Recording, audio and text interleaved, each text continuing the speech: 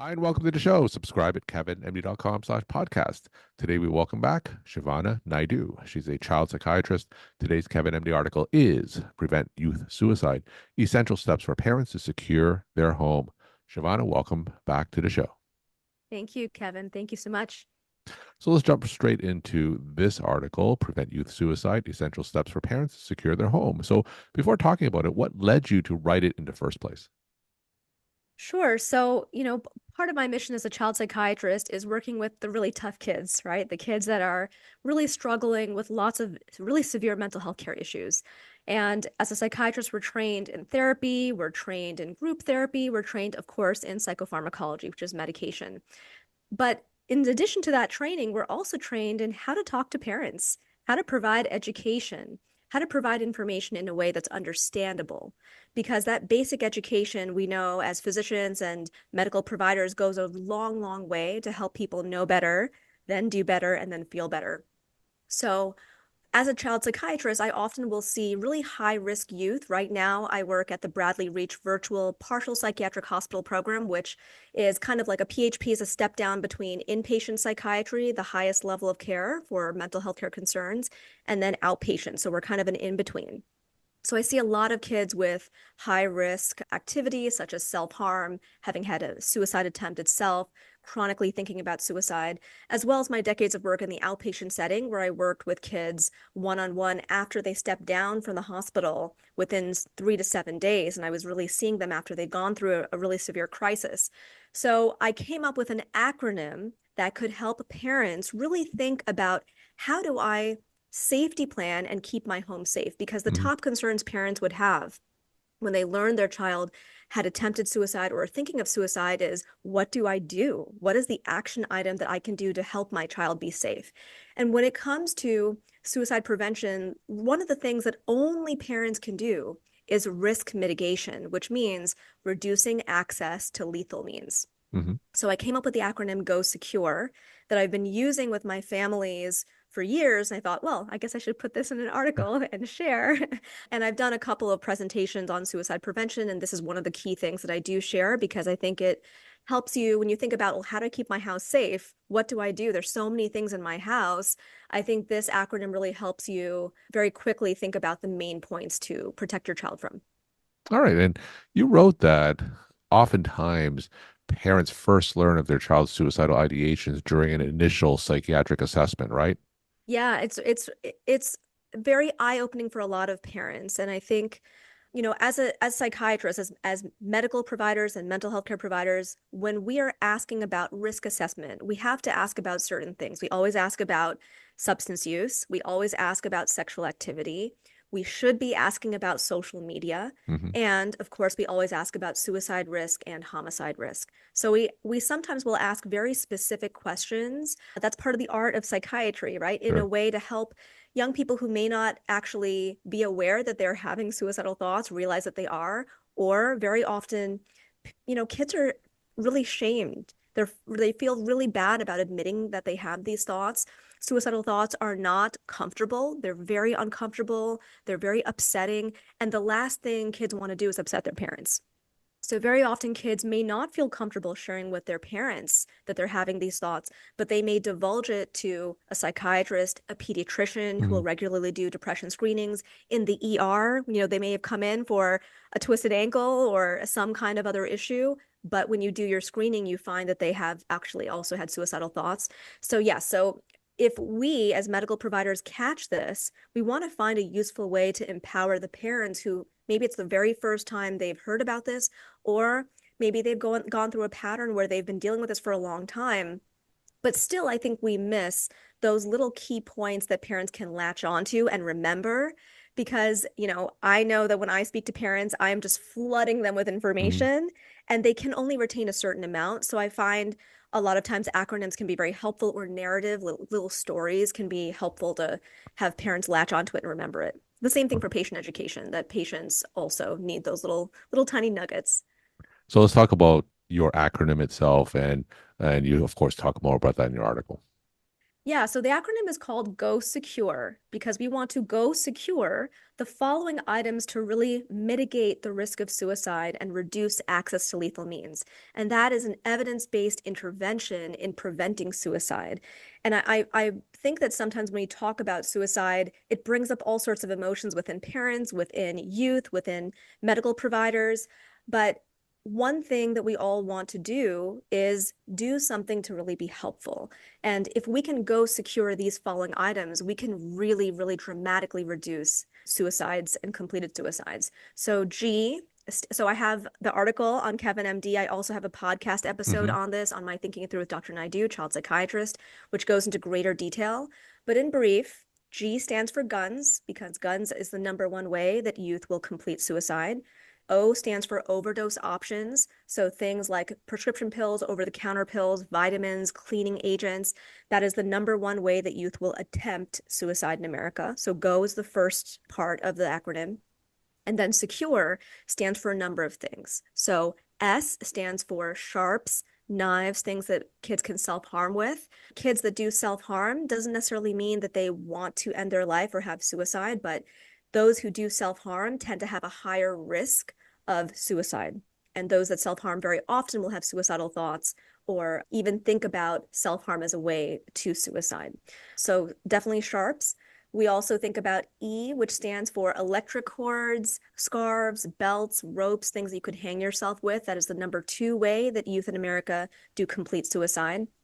C stands for car keys because very often kids will take their car keys, especially if they're able to drive off in the middle of the night or Hmm. carbon monoxide poisoning, turn that car on. So if you have a youth in your home that is thinking of suicide, definitely keep tabs of your car keys as well as your child's car keys.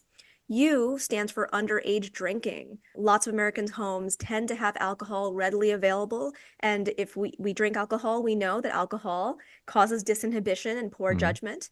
And very often we will find youth that come in with a suicide attempt have actually had alcohol in the brain. So a very large percentage of youth that come in are also intoxicated with alcohol in addition to whatever way or method that they chose. So definitely underage drinking. This should also include things like access to medical marijuana, nicotine, other substances as well. But I find alcohol is so socially permissible. It's something that oftentimes parents miss. Hmm. R stands for reattempt. So if you have a youth that has used one method, such as cutting or overdose, that particular way that they tried, oftentimes youth will try again. 60% of youth will actually try again within that same year if they had a failed attempt. So within the three-month period of a hospital or a suicide attempt, that is the window we want to be the most cautious and the most careful about a child reattempting. So R is in the Go Secure acronym. And then the final E in Go Secure is exits or entrances. So for Hmm. elopement or the kids that think about jumping off of roofs or things like that, you want to be mindful of how they can leave your home and to be securing those facets. So that's what Go Secure stands for. Now, a lot of parents, they may feel overwhelmed or powerless when they discover their child is struggling with suicidal thoughts. So, once they discover that, what are some immediate next steps they can take when it comes to supporting their child? Fantastic question. So one of the reasons why I came up with this acronym is that this is something that you can implement now, like today. You don't have to wait to see a pediatrician. You don't have to call 988. If you're concerned your child is having these thoughts, without any other medical intervention, if you go secure the things in here, that will tremendously help, again, reduce access to lethal means. But it is overwhelming, right? And you might not be in a place where you can have any action. You're still reeling from the thought. Yeah. So the first thing I would try to do is if you learn of this, is to really try to engage your youth, try to have a conversation with them and let them know that you hear them, you see them, you want to be helpful to them. And they may not be ready to share with you, but you want to create a space where that can be helpful. And I actually have a workshop that is on my website, Do Better MD, where parents can learn how to talk to their youth if they have suicidal thoughts and they don't know how to start. Because there are frameworks to really help have this conversation, which is a really difficult one, right? Any kind of risky behavior is difficult to have an engagement with your child, but definitely this, there are high stakes. So you first want to be able to get a sense of what's actually happening for your child. The second thing is I think you want to also make sure that you have your youth see a medical professional. We always start with a pediatrician, always. If your child is admitting to you that they have active thoughts of ending their life, they are saying they want to hurt themselves or kill themselves right now, and they are in distress, you definitely want to call 988 or bring them for an assessment at a medical emergency room or with their pediatrician. But as an ER doc, Kevin, you know that our ERs are flooded Yeah. with kids with mental health care crisis. So if there's another way to divert that, like going to your pediatrician, calling 988, that is the goal. So if your child has just had thoughts but no action, that is the time where you don't necessarily need to go to the emergency room. If they just have thoughts but no action, then you call 988. You may have a mobile crisis number for your region. You look up your zip code, and there's a mobile crisis team that can actually come to your home and do a Hmm. mental health care assessment. But always starting with your pediatrician would be the most important step. But of course, we want to be safe. So if your child said to you, I took something, I did something to end my life, we do not want to delay. You want to make sure they get to the ER and get assessed. But That. very often, I think it is the wonder about, you hear from a friend that your child said to their child that they were not feeling well, or someone Hmm. found a post online, or the teacher found a note in their, on their paper, or something like that is brought to your attention. And you talk to your child and they're like denying it, right? This didn't happen. I don't know what they're talking about. So I think that's where it's important that you as a parent also reflect on changes you've seen in your child. Have you seen changes that do seem concerning? Are they withdrawing socially? Are they seeming to be having some school decline? Do they seem to be more irritated? Have they had changes in behavior? Have they mentioned things like, not quite suicide, but you guys don't really care about me? Or it doesn't really matter if I'm here anyway? Or I guess you never even loved me. Like statements like that, Hmm. that I think may be very out of character for your child. Those should be warning flags to make sure they're further assessed. And you always start with your pediatrician if you can. Sometimes suicidal ideation coincides with like major life stressors, school exams, breakups, cyberbullying. So, how can parents stay alert and responsive to these stressors without adding additional pressure or anxiety to their child? How do they strike that balance? So I think that as parents in our modern society, and I'm sure our kids will say the same thing when they become parents, is that it's really hard now because we Yeah. are all very, very busy and also very, very distracted. So sometimes we do miss signs because our lives are so busy. So I think the first thing is to really reopen that communication with our teens, which we know teenagers will grow and develop and distance themselves from us because we're not as important, parent. The Hmm. friends are more important. But we are still important. And knowing our children, knowing that we care about them, that we have a listening ear for them still, that can continue to open the door for positive engagement. So I really try to encourage, just like we do for kids under the age of 5, and we talk about floor time, having 5 minutes a day of pointed, active communication and play, we should have that with our teens too. We should develop that habit. Maybe that's at dinner time. Maybe that's when you pick them up. Maybe that's when you drive them to baseball practice, but have some time every day, if not every week, where you are focusing on your child and saying, it doesn't matter whether my phone is on or whether my spouse is there or work, I'm going to focus on you. I'm here for you. I hear you. I'm listening. I'm receptive. So keeping that receptivity open for letting them know you're here for them. And I often do share the pearl that sometimes if kids don't share with us, we can share with them. It's kind of like reverse psychology. Hmm. I can share, hey, Gavin is my son. Gavin, like I had this really stressful situation at work and this is what happened. What do you think I should do? And if kids and teens can feel like they can help us, they feel good about themselves. And that helps them open up to know that we want to invest in them helping us, and therefore they can invest also in sharing with us so we can help them. Do you ever have a scenario where parents may be in denial about their kids' mental health issues and maybe resistant to the safety planning part of what we're discussing today? Yeah, it does happen quite often. And unfortunately, I think you probably have seen a lot in your emergency rooms, Hmm. right? Where parents have either been made aware but are not quite ready to accept it. And there are many reasons for layers of denial. I think one of them could be trauma that adults have had on their own, not just, trauma in the sense of physical, sexual, verbal trauma that we think of as psychiatrists and therapists, but also the trauma of themselves engaging in mental health care. So many parents have the story of, well, when I was 14, my parents forced me to get treatment against my will, Hmm. put me on medications I didn't like, and I don't want to do that for my child. Or, I went through the system of mental health care. I was admitted or I had outpatient therapy. It didn't help me. So because it didn't help me, it's not going to help my child. So there could be that. And I think there also is the sense of, young people today have it easier, right? I think a lot of generations feel that we are more attentive as parents in general compared to prior generations. There are more helicopter moms, more tiger moms now that are out in the open than before, or at least admit to it. And I think that there is a lot of stigma against acknowledging that mental health care challenges are happening, whether it's anxiety or ADHD or depression or substance use. Hmm. I think a lot of parents really want to normalize what may be an actual problem.